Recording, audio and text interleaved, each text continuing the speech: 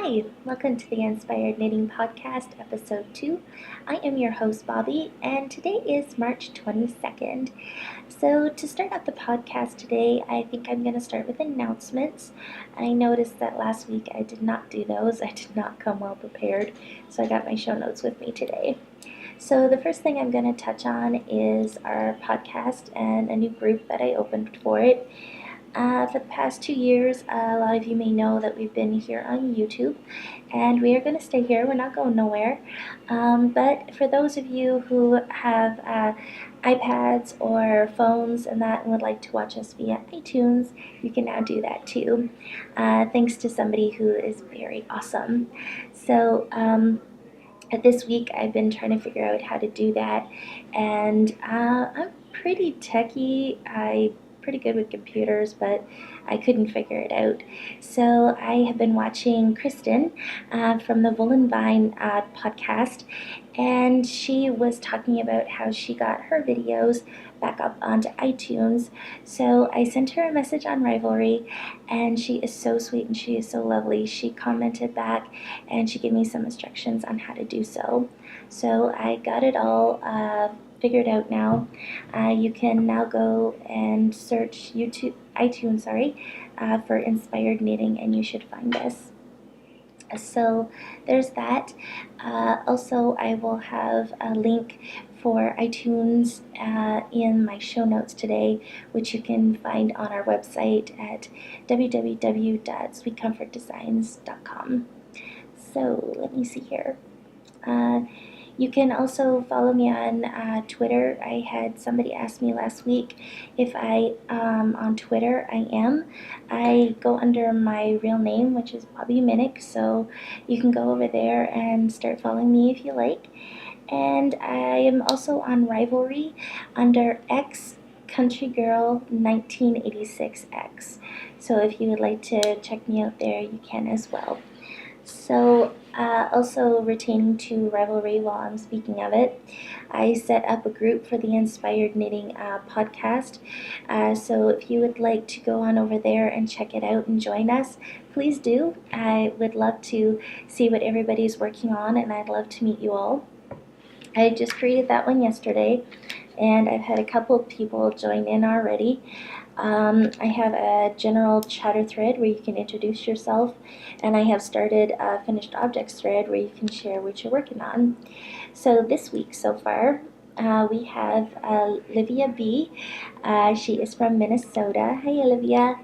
And we've got Kim, who is known as Sissy Knitting on Rivalry as well. So hey, Kim. Don't be shy. Don't be afraid to come over and introduce yourself and share your stuff. I love hearing from you guys, and I love seeing what you're working on. So now that we got that out of the way, I think we can get on to works in progress. So I think I'll start off with works in progress. The first one I'm going to touch on is pertaining to my hand dyeing, which I will leave that to the end because I'm going to be mixing that in with a shop update. But something that I just joined the other night was a dye-along. It's being hosted by Laura from Jinx Yarns. I will post her link in the show notes on my website. She does a really wonderful podcast. It's called The Dyer's Notebook, and I just started watching that the other night, and I really, really enjoy it. It's very informative if you are a hand dyer or you're just getting into it. She does some very, very beautiful yarns. I really have been enjoying that podcast. But I noticed that she is doing a dye-along, and you create like a collage, and it can be based on your mood. It can be based on who you are. It could be on things that inspire you. So you just put together a collage of different pictures, and you can take these pictures from your real life, or you could find pictures on the internet and you put them together in a collage, or you could even create a Pinterest board. That is one of the options as well. So what you would do after you create this collage is you would take inspiration from it. So you can look at it and come up with a colorway to dye on your yarn, or roving. I think you could do roving too. So you don't have to use all the colors in it. You could just take some of the colors from it. So I thought that was rather cool, so I decided to join it. Just let me pull it up on Ravelry here so I can tell you better details. It's the self-portrait dye-along. It is spring 2014 DAL, and let me see the rules here. You must be a member of the Dyer's Notebook to be eligible to win the prizes, and so far there are 3 prizes. You can have 1 entry. Any skill level is welcome, so you can be a beginner or you can be a professional. And your entries must be in by the end of the day on April 15th as Central Time. So that's the rules, and I think it's a lot of fun. I'm new to dyeing, and I thought the whole idea of creating an inspiration board or a collage about yourself was rather cool.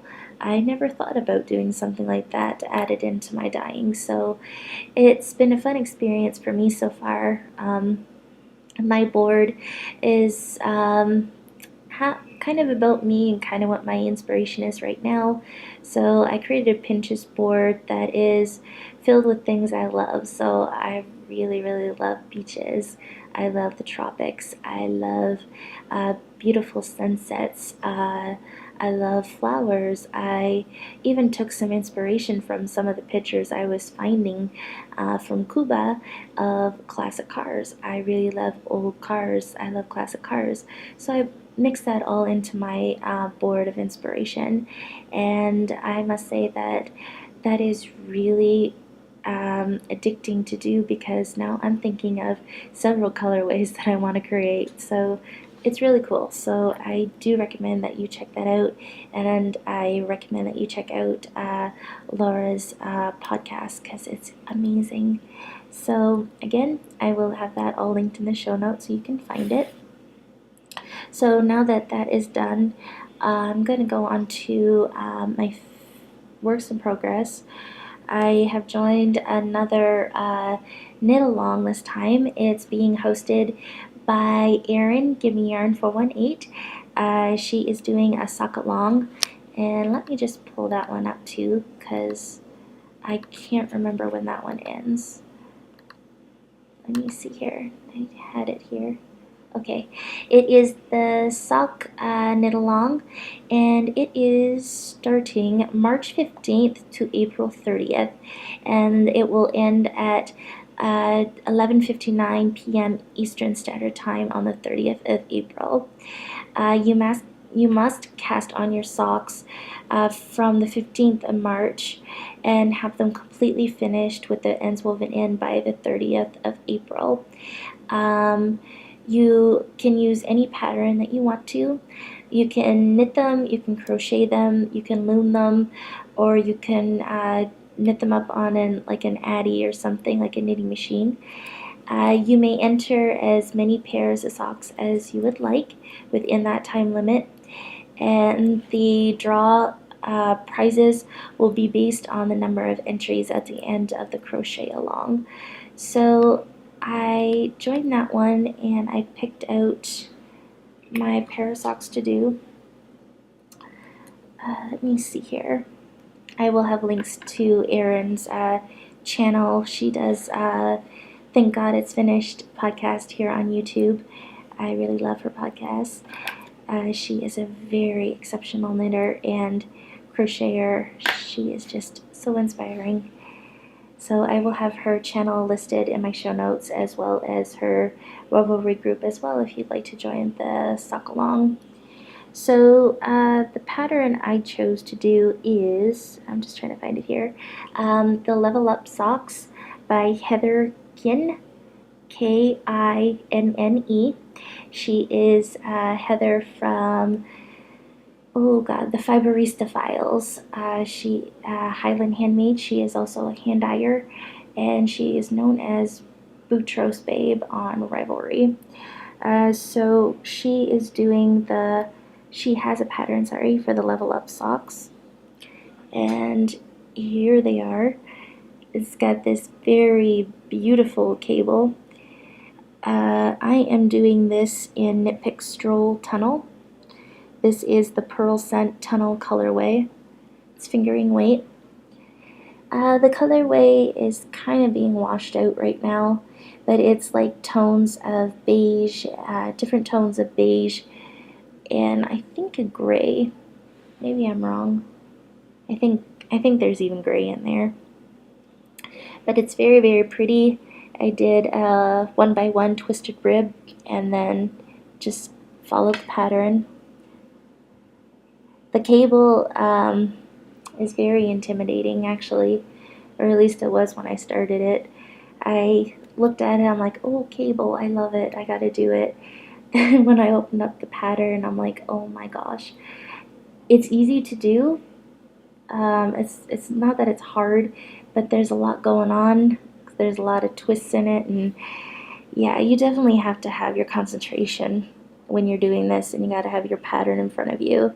Once you do it a couple, like I've got 3 repeats here so far, once you do it, you get an idea of how the cables are working, but it's not something that I've been able to memorize so far. So it's not that it's hard to do, it's not, but you just need to have your concentration with you. So anyways, that is my sock for the challenge, for the sock along, sorry. I gotten that much done. I think I'm going to go one more repeat just to get a little bit more length on it, and then the pattern will continue down the foot. So yeah, there's that one. So that is my first one. My second work in progress is my Roger sock, and I did bring the yarn name and pattern name with me this time. So, and I got quite a bit done on it as well. So last time I just had the ribbing done on this and the first half of the repeat done. Now I've got the whole leg completed, which is about 3 repeats, and I got my heel flap done. I picked up the stitches for the gusset, and that's about as far as I've gotten so far. So as you can see, it is a very, very pretty pattern. I absolutely adore it. So the pattern is the Roger sock. It's by Anne Hansen, and the colorway that I'm doing it in is Blue Moon Fiber Arts Socks at Rock. This is their medium weight, and this is in the Rue Fledge colorway, which is browns, charcoal grays, and like a winey red. Very, very pretty. So it's very stretchy too. So these ones are for my dad. So yeah, that's the sock. This is the only 2 things that I have been working on this week, my socks here. So got those done. I have one finished object. The other night I was having a bit of a headache, so I wanted to work on something mindless. So I end up doing the boxy dishcloth pattern, which is by Michelle Krause. And here it is. It's just a knit waffle stitch pattern. And I end up using a Knit Picks Comfy, which is Prima Cotton and Linen Blend, maybe? Can't remember. And this is in the Flamingo colorway, which is a very pretty pink. So I knit this up in a couple hours. It was just something fast and mindless. I really loved it. I actually had one more finished object this week, and I do have it with me, but not out here. I worked on Duffers. It's a slipper pattern, felted slippers. I noticed that Erin Gimme Yarn 418 had done them a couple of times before. So I decided to knit them up. My neighbor had asked me to knit her up a pair of pink slippers, so I decided to do that. I ended up using Knit Picks Wool of the Andes, chunky weight, and I used the colorway Crush, which is like a very vibrant hot pink. So they turned out really, really great. First time I have ever made a knitted project that I had to felt, which made me nervous because I have to hand felt it. But it turned out all right. There was about an hour and a half of spinning in a bucket trying to felt them, but it was worth it. It turned out pretty awesome. So I will try to get a picture of those before I send them off. I will post it at the end of this video, so as well as on the website as well. So yeah, I think that's it for finished objects and works in progress. So we'll go on to the next section. So the next section is spinning. I did get a little bit of spinning done this week. Not that much, but a little. I had made another order with the Fabric Garden here in Jordan, Ontario for some of my rovings to dye. So I saw that they had these Canadian mohair locks. So I thought I would try them out and see what they were like. I wanted to dye them and maybe sell them or spin them. I wasn't sure. I just wanted to try them. So here it is here. This is 100 grams. So I took a whole bag of these and I dyed it up. I just put it into a bowl and made a couple sections of color. So I did a section of like a chocolate brown. I did a section of purple. I did a section of teal, and then at the very top I did like a very bright burnt orange, and I really, really love how it turned out. You can see that I have some white pieces here. I think I just layered my locks in the bowl too thick. It would not go through to the bottom, so I did end up with my bottom layer still being white, but that's alright. I'm just going with it. I'm just mixing it all together as I go. So I'll take a section of locks of color and then I'll add some white in. I'm just working with it. The problem with the locks that I'm finding is that because they are mohair, it's got a very short staple length and it will pull apart very, very easy. And because I am a new spinner, it's not too bright. I did it and I had so many problems. I was so frustrated. I think I had a couple times there where I almost gave up spinning it just because it kept breaking. But I am bound and determined to get it done. So I have my spinner here. I didn't want to take the bobbin off, so I'm just gonna pick it up to show you guys. Here it is here. This is about half of that bag full of locks. So that's quite a bit. I think it looks to be quite a bit there. I'm just gonna spin this up into a single ply. So it's very thick in some places. It's very thin. It's more of an artsy type yarn, but you can see a lot of white. But then there's a lot of sections beneath it that have that gorgeous coloring in it. So I am happy with this. It's very soft and it's very floofy. I love it. So just gonna set that back down. So that is what I have been spinning this week. Let's see. I think next will be stash enhancement. So I got a little bit of stash enhancement this week. One of them just come in the mail last week, and the other one I've had harboring around here for about a month or so. I just wanted to save it so I could show it all at once. So I've been watching 90% Knitting Podcast, which is Lisa Fiber Nymph, and she dyes up some really, really gorgeous yarns and roving. and I wanted to try out some of her roving. So I got 2 of them. I'll first show you the one I got first, which is my favorite. I ended up getting one of her 100% Polworth tops. This is in the Fruit Loops colorway. And I'm just going to keep it in the bag. This is 6 ounces of fiber. And isn't that just gorgeous? Oh my gosh, that is so beautiful.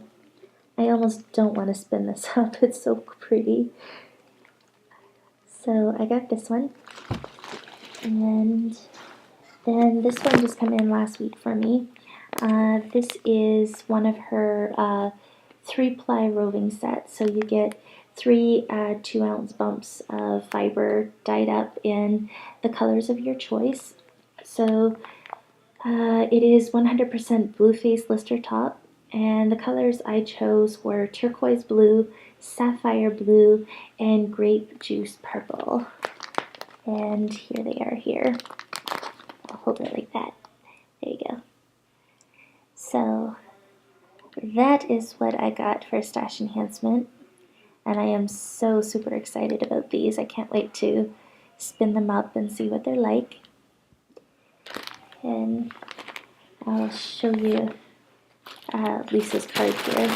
I accidentally cut that one, but here's her card here. Fiber Nymph Dye Works, and her website is, let's see here, fibernymphdyworks.bigcartel.com, and I highly recommend you check out her website and also her podcast.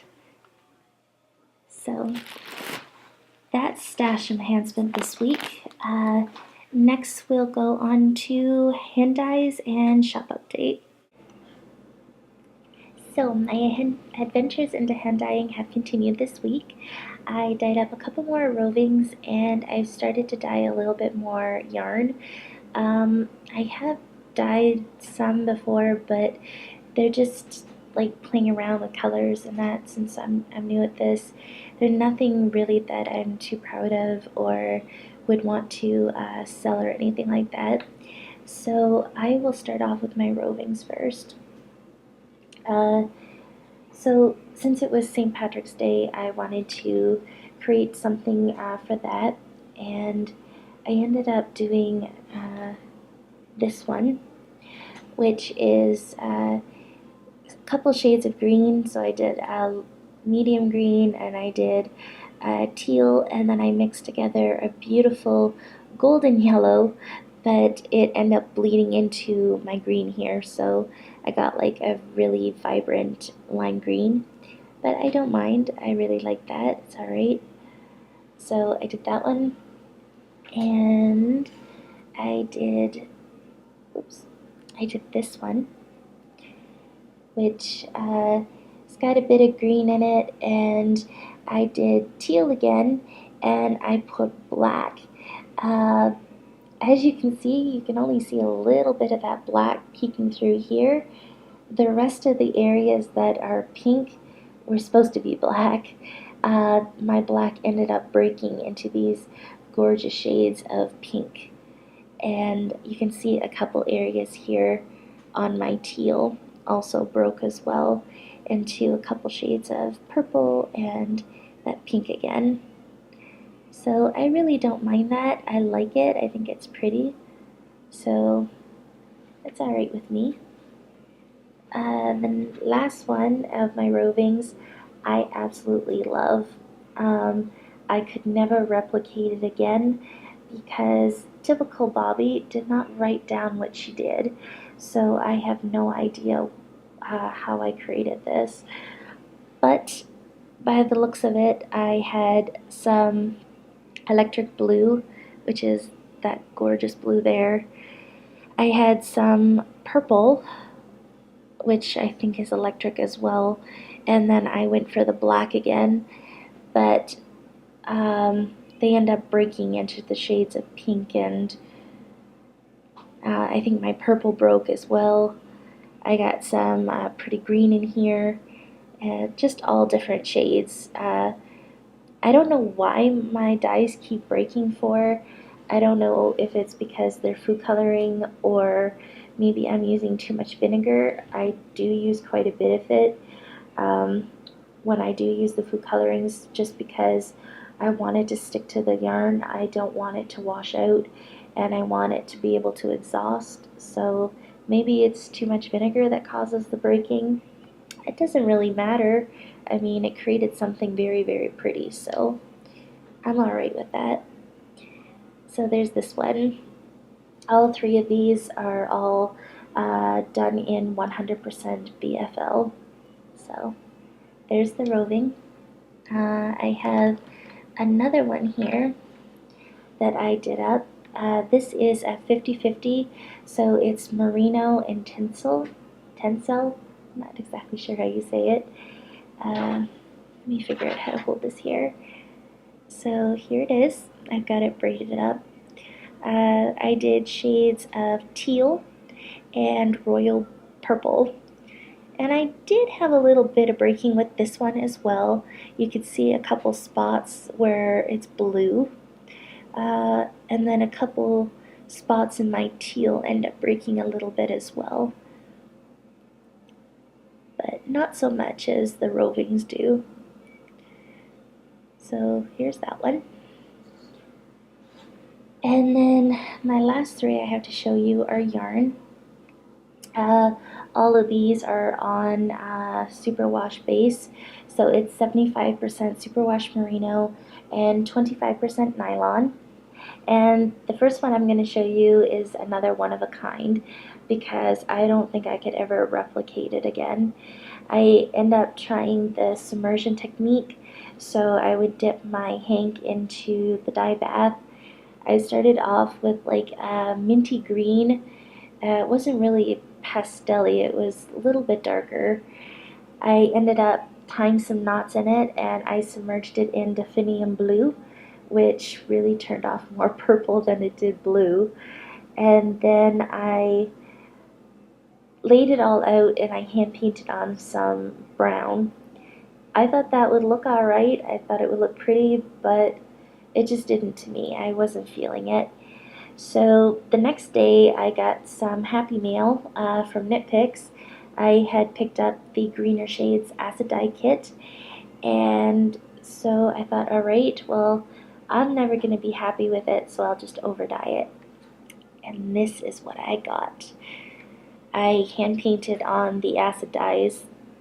So I dyed it with some Midnight Black, this gorgeous, gorgeous blue here, and some Amherst purple. And I got this, which I totally love. That is just so pretty. This is reskeined, by the way. But yeah, just very, very pretty. I love how, even though I over dyed it, my colors from beneath still poked through, so I really love that. So there's this one.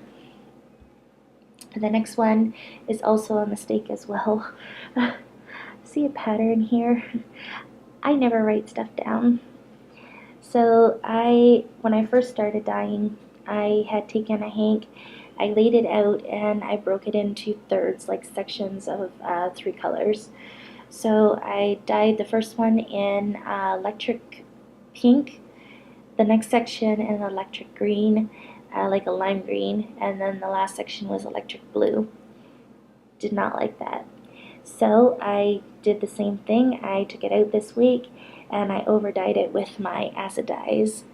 And this time I just submerged dyed the whole hank in some black, and this is what I got. I really, really love this one. This is my favorite one I've ever dyed, I think. So you can definitely see those electric colors popping out through the black. I totally love that. So there's that one. And the last one I did is with the acid dyes. I was feeling very tropical. I wanted something bright, I wanted something bold, so I went for this colorway, which I can definitely replicate this one, and I could probably replicate the last one I just showed as well. Sorry, that's my clock. So here it is. It's got some pretty blues. It's got some corally teal. It's got some sunshine orange and a beautiful bright yellow. It's very, very pretty. So there's that one. All three of them are on the superwash base, so it's merino and nylon. So all three of those, as well as all four of the rovings, will be up on in the shop this week.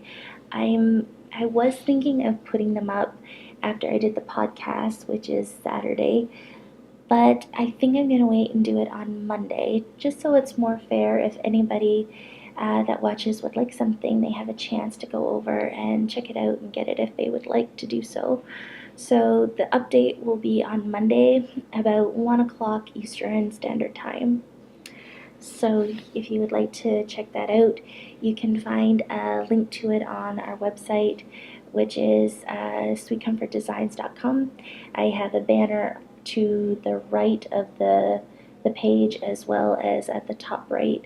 You can see a little social media buttons. There's one for Etsy, there's one for Rivalry, one for Facebook. I feel I'm missing something. I think maybe Flickr or something. I can't remember. So yeah, you can find that there. We go under Sweet Comfort Designs and Dye Works on Etsy as well, if you'd like just to search it. So anyways, that's it for the dyeing and the shop update this week. And I think that's pretty much it for the episode itself this week. I believe I touched on everything I wanted to.